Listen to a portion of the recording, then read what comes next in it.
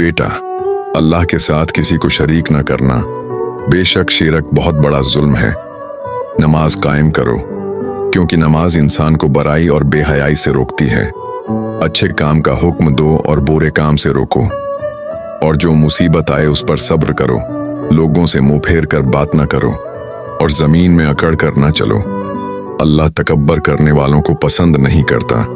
अपनी चाल में मयाना रवि अख्तियार करो और अपनी आवाज को पस्त रखो। बेशक बदतरीन आवाज गद्दे की आवाज है। माँ बाप के साथ हुस्न सलूक करो, उनकी खिदमत में आजिजी अख्तियार करो। अगर कोई अमल राई के दाने के बराबर भी हो, अल्लाह उसे भी सामने ले आएगा, चाहे वो कहीं भी हो। दुनिया की मोहब्बत में हद से ना बढ़ो। असल कामयाबी आखिरत की कामयाबी है। सच बोलो और वादा पूरा करो, क्योंकि यही नेक लोगों की पहचान है। इल्म हासिल करो और हिकमत से काम लो, क्योंकि दानाई इंसान को बुलंद मकाम देती है। ये वो अजीम नसीहतें हैं जो हजरत लुकमान हकीम ने अपने बेटे को की, और उनका जिक्र अल्लाह ताला ने कुरान पाक में सूरा लुकमान में फरमाया है।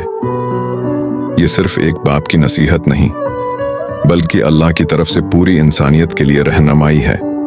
अगर ये बातें दिल को छू गई हों तो अभी सब्सक्राइब करें, क्योंकि असल हिकमत वही है जो जिंदगी बदल दे।